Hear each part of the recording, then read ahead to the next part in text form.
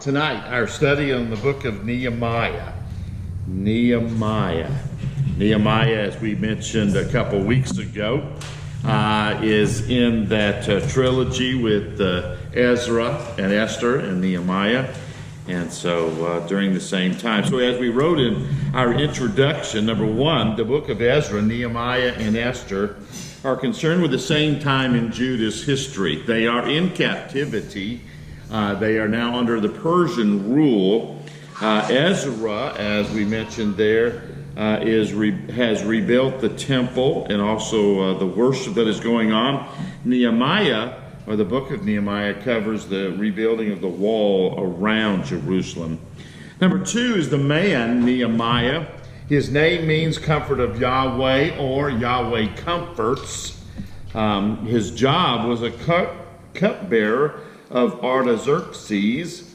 And how I learned to say that is I wrote it down kind of in my phonics, but I put Art, A-R-T, space A, space Zerk, Z-E-R-K, space Z, Z-E-E-S.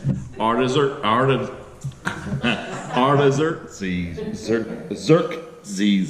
who is the king of Persia. Also, Nehemiah is the leader of the third and last group to return to Jerusalem. Remember, there were the three. First one, Persian king, name escapes me right now, lets him come back. There's a group. Ezra leads the second group. Oh, the first one was under the leadership of Zerubbabel, and who all the temples also named after. Then you have Ezra going back, and then you have now Nehemiah. He's the third group. The author of Nehemiah is somewhat interesting. Nehemiah himself, notice in your outline, it's a question mark. We don't, not exactly, okay? Yes, we do have some recording, and some of it is written first person. In fact, verse 1 says the words of Nehemiah, and kind of explains whose son he is. So it does seem like, well, Nehemiah wrote it, but in reality, no. He probably, well, we do know that he wrote his notes or memoirs, diary, a personal diary, and it was Ezra who did pick up, as we wrote letter B, the compilation of both Nehemiah and Ezra. So Ezra probably found or picked up the memoirs, the notes, the diary, and then wrote from that. In fact, in the Hebrew Bible, they don't have the name Nehemiah anywhere attributed to that. They have it Ezra and then second Ezra, since they do consider him. And most Christian authors or scholars believe that Ezra is the one who penned it. In the same kind of way that when we have in the New Testament where Paul talks about letter of Paul, but he had a scribe or somebody else to write it. In fact, he mentions sometimes that at the end of the letter, or they will sign, hey, so-and-so greets you also in the Lord. And there are times when Paul wrote, see with what large letters I write this. So he does take pen in hand and write that out, but usually somebody else, he was dictating it to someone else. So Ezra is probably the guy who wrote all of this down, yet he was taking Nehemiah's information. The theme of the book, number 4, is how to rebuild a wall and really rebuild the people. The temple had been rebuilt and the worship of God had been reestablished, but the wall was still torn down. The gates were still burned. Not all of the wall, but there were portions of it. And so that meant enemies couldn't come in and attack the people. There was a lack of safety, a lack of confidence, really just a lack of saying, hey, God, you're in control of all of this. And so they were kind of concerned. So God is using Nehemiah to go and rebuild the wall and rebuild the safety. The time of Nehemiah, number 5, is both Ezra and Nehemiah share the same historical setting. The book of Nehemiah fits within the reign of Artaxerxes, as we just mentioned, Artaxerxes the first. Esther is the stepmother to Artaxerxes and possibly instrumental in getting Nehemiah, who is a Jew, the job of being a cupbearer. It was a very important job. A cupbearer was more than just a butler would bring the wine, but he would taste it also before it was given to the king, just in case someone wanted to poison him. So you can see how he needed to be trusted, that he wouldn't let something slip through. So we believe it's about that same time. And well, we'll talk about that when we get into the more depth and outline. Number 6, the brief outline of the book. Number 1, or letter A, is the preparation to reconstruct the walls, chapters 1 and 2. The preparation of reconstructing the walls. Letter B is the reconstruction of the wall, how it was happening, what went on, chapters 3 through 7. Letter C is the renewal of the covenant, chapters 8 through 10. And then letter D is the obedience to the covenant. The obedience to the covenant, chapters 11 through 13. So let's look at a little bit more in depth the preparation to reconstruct the walls, chapters 1 and 2. Now, number 1, or letter A, is the discovery of a broken wall. We find in chapter 1, really beginning almost in verse 2, that it says one of the brethren came from Jerusalem. Nehemiah says, how is things going? And he says, not well. The wall is broken down. The people are in distress. It is a very serious thing. So he gets the news just by hearing it. You know, it wasn't an angel, the voice of God or anything like that. He just heard it from one of his fellow countrymen who came back and to share with him. At that particular time, letter B is the intercession of Nehemiah. He begins praying. Number 1, intercession with the Lord. Beginning in verse 4, so when he heard that, it says, when I heard these words, I sat down and wept and mourned for many days. I was fasting and praying before the Lord of heaven. And then verses 5 and following really talk about what he asked of the Lord.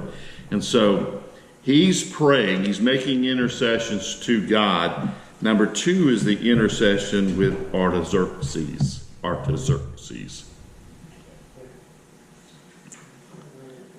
Chapter 2, beginning with verse 1, he's bringing a cup to the king. He's looking distraught. The king asks him what's going on. We would look at that as being, well, sure, he's upset. His hometown is being destroyed and people there not doing well. But to come that way before the king was a serious matter. You just didn't do that. And then to be asked, it was something that, that Nehemiah really was concerned about. It's interesting that when he says this, he goes to say, verse 4, and then the king said to me, this is after he said, hey, why are you looking sad and sorrowful? You're not sick, and what's going on? And he tells him, hey, my city is they've been wasted, the gates are burned, and walls are down. And he says, what do you request? The king said to me in verse 4, what do you request? So I prayed to the God of heaven and said to the king. That's interesting. He kind of, what did he say? It wasn't like, hey, hold it, king, I've got to go prayer time and, and bow. And it was kind of like, okay, God, kind of in his mind and his heart, hey, this is my opportunity. This is what we need. Kind of tells us something. But remember, it wasn't just a quick prayer. He's been praying after some 4 months and concerned about it. So once that happens and you see God opening the door, you walk through it. And so that's what he does. So letter C is the arrival of Nehemiah, how he comes to Jerusalem. Letter D is the preparation for the restored wall. There is, number 1, the inspection of the wall, chapters 2, verses 12 through 16. Number 1, it was secretive. No one knew about it other than him and some of the servants that were with him. They traveled all the way around the wall. Letter B is it was complete inspection. He just didn't look at a little portion of it and said, hey, yeah, we've got to get this fixed. Yeah, I see a couple of gates. No, he went around the whole wall, knowing everything that needed to be done.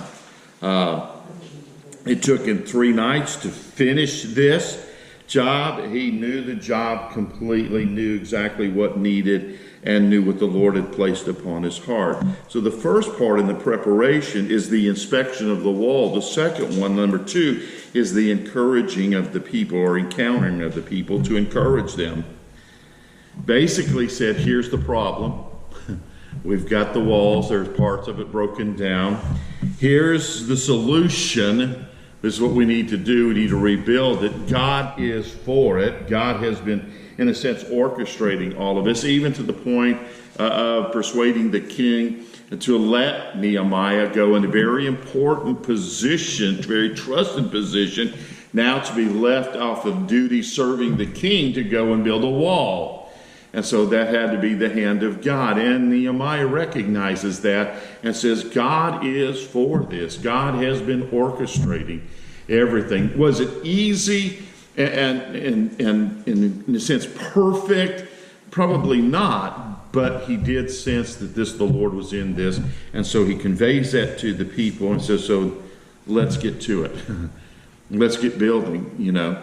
I'm here. Here's the problem. Here's the solution. God's for it. Let's go. And so the answer then for the enemies, number 3, chapters 2, 19, and 20, there is that king. He basically says this is all about God. God is in this. God's going to take care of it. They have learned the lesson, at least to the point where if God is for this, then they are going to do this. They have had the times in their past, in their history, how they had not followed the Lord. They are at least not going to falter in doing that. So there is this preparation for the reconstruction. Number 2, Roman numeral 2, the reconstruction of the wall itself. Chapters 3 through 7. And at first in chapters 3, the first 32 verses of the whole chapter, there's a list of the builders. And it was interesting how that Nehemiah does a wonderful job in dealing with the situation that is happening. Great leadership qualities. If you ever want to understand what it means to be a great leader or looking for a great leader, Nehemiah is an excellent person. He is a person that gets, again, knows the whole problem, aware of what's going to happen, what is needed, and praying through the whole situation. And so he is lining up to where each group had to do their part. It wasn't like, okay, guys, we're going to come over here and build on this south wall, and then, the north wall and the west wall, and they're different walls and gates, but it's not being left. Each group kind of did, this is near your home, this is going to help you, protect you, then you need to get busy in taking care of this. So it wasn't just left to one group of people. Everybody had a stake in it. As we like to say, everyone had skin in the game. It was protecting their neighborhood, their houses, their families, and so they wanted to do the job the best way that they could. They did not want to be known as having the weakest part of the wall. I mean, if you had an enemy coming in and, hey, they came to Chuck's wall where he was supposed to fix and they got in real easy, well, then it's my fault. Then I hold the responsibility for that. So building it part of where they live, they wanted to do the right thing. And so again, they had the skin in the game. It was protecting their neighborhoods, and they didn't want to be known as being the weak link in building it. So there was a list of the builders and how they were sectioned out and taking care of it. But there was opposition, and so letter B, they did face the opposition. In fact, there were 7 things that they had to deal with. Number 1 was ridicule. They were ridiculed by their enemies. They were feeble Jews, and what were they going to use for materials and everything like that. They were unskilled workers. In fact, it was said that even just as little fox could just jump on their wall and they would fall down. So they had to deal with that. They had to deal with ridicule for people who were saying that they were not prepared or not able to do it. Number 2 is the threat of attack. And it really wasn't that they had pertinent information or information that says they were going to be attacked. It was just the threat that they could be attacked that began to discourage the people. And that's what Nehemiah had to deal with. So it wasn't just the fact of attack, because there really wasn't any, but it was just what happens if they do attack and they became discouraged. That is number 3, the discouragement. They faced discouragement with the solution, so they said, here's what we can do. Half of you are going to work, the other half is going to stand there with a weapon. They're going to protect and have your back. So if you had a group, say we had this group here, and we were building on the Chuck side of the wall, okay? We were all family, and our houses were there. Well, half of us would do the work in building the wall. The other half would stand there with a spear or a sword, just in case there was any kind of attack. Well, guess what that would do if you were there and you knew somebody was building your wall? That would be encouraging to you. And if you were building the wall, you knew somebody had your back. You didn't have to worry about someone coming and attacking you. And so there was that give and take. And so that really was a way of dealing with the discouragement. But then there was internal opposition or oppression. Class warfare was going on. The rich, the movers, and the shakers, they were owning the oppressing and oppressing the poor. And so they were saying, hey, you servants, you folks that are under my control, you do this work, and I'm going to sit back here and take it easy. You have to protect yourself. And that was really wrong. What Nehemiah did in solving this is that Nehemiah himself got involved in helping build the wall. So the leadership stepped up and said, this is my town too, this is my wall, I want to be part of the solution. And so set an example, and then also he could say, hey, you richer folks, you people that are in control, the movers and shakers, you get busy and you help build this wall. This is as much protection for you as it is for the rest of us. And so even though he was a governor, and that means somebody who was kind of over all of it and over Jerusalem, he did not accept the food that the governor would make. And again, this is that class warfare. If you were somebody who was leading, then you could get the best of and have your servants serve you more. And Nehemiah sets an example, not only in the building and helping rebuild the wall, but he refused any of the governor's, privileges of being that. So there was that internal oppression. And there was compromise. There were those people who were on the outside who were the enemy, who wanted to stop the work, and they would say, hey, Nehemiah, why don't you come down here and we'll talk. And Nehemiah recognized it for what it was, is that it was just a ploy to get them stopped working, to get him out of the office, so to speak. He refused to do that. No, I've got more important things to do. And it was. This was not only a wall that needed to be built, but remember, he said, here's our problem, here's the solution. God is for this. And if God is for this, then we don't need to be stopping and dealing with trivial issues. We don't need to talk. I need to be busy doing what God has called me to do. And so there was this sense of compromise. Number 6 is slander.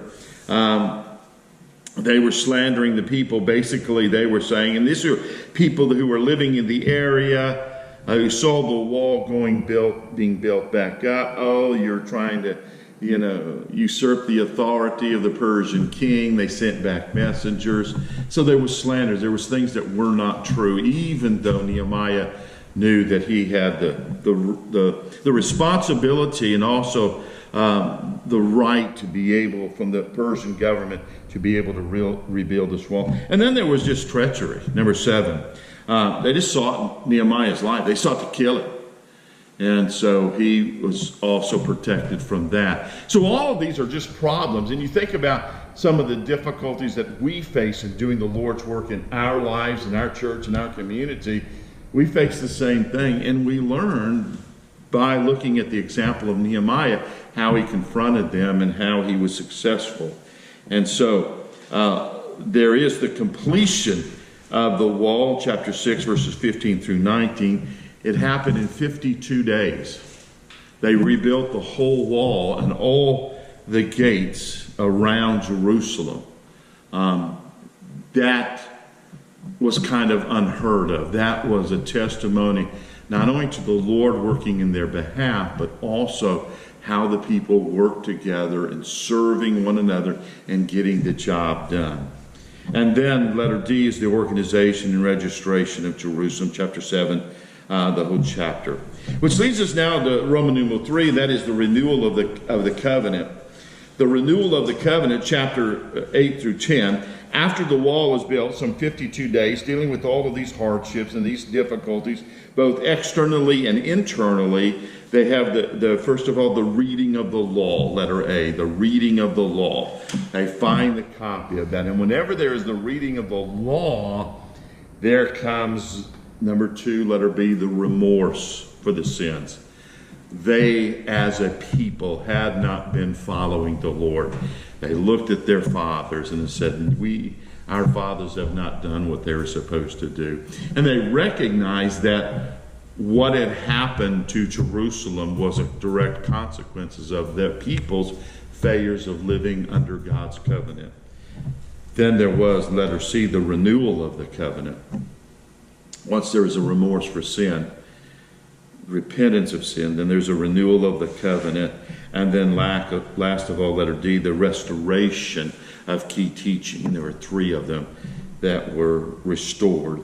There was Levitical support, that meaning the Levites, who did not get the land, that they were given certain land around Jerusalem and to be taken care of. There was support that was reestablished. Number 2, Sabbath worship. So that was somewhat a difficulty. They reestablished that. And number 3 is the purifying of mixed marriage. The mixed marriage is pagan marriage. And remember, it doesn't have to do with race. It had to do with their religion. It had to do with their relationship with God, the true God, which they did not have, and the relationship they had with the false gods and idols. Okay, so it didn't have to do with race, but it had to do with their relationship and their religion and their walk with God. And so there had to be a purifying of that. And then the last thing is the obedience to the covenant, chapters 11 through 13. Jerusalem is resettled. Letter A, the people dedicate the wall, letter B. And then Nehemiah is again offered the position for a second term to be governor of Jerusalem. So he's staying in Jerusalem. And so here's an interesting point. We kind of wrote it out so that you'd have it. We have concluded the Old Testament history. In fact, Nehemiah and also the book of Malachi. That ends the history, which is some 400 years before the coming of John the Baptist in the New Testament. So everything that happens for the rest of the Old Testament happens during this historical period. The writing of the book of Psalms, David wrote that. He was king of Israel. The writer of the Proverbs, Solomon, and Ecclesiastes, and the Song of Solomon is written during Solomon's life. So Daniel and Isaiah, and some of them were before the captivity, some of them after the activity. So what we have now, we've gone through up to Nehemiah, is the whole history of the Old Testament before the New Testament. Okay, except for the 400 years of what we call the silent years. And we'll talk about that when we get ready to go into the New Testament. So that's interesting. So be looking for how these books, and even Esther, which we'll talk about next week, has already happened historically. And all these prophets, and even minor prophets, are happening during this time that Israel has come. So Judah is in her own land, yet they are still under Persian rule. So we wrote this in conclusion. And some of us have learned the need to trust God and to cast, it should be cast, I'm sorry for that typo, cast our cares and burdens upon Him. but fail to ask, how may God want me involved in working out the answer to our prayers and concerns? Others of us are prone to action. We are the get it done type. The book of Nehemiah teaches us courageous and determined labor for God must flow out of a heartfelt, dependent faith in God. One without the other falls short of God's design for us. We can go from the sublime to the ridiculous. On one hand, we'll wait on God and we don't do anything. Others, we get busy and try to solve it ourselves. And both ends of the spectrum are wrong. We depend upon God. We say, God, what do you want? God, I want your will to be done. But Lord, how do you want to use me in answering this prayer or answering this concern? What is it you want me to do? Give me the strength to go ahead and do that. And so we learned that in Nehemiah, the story. Okay?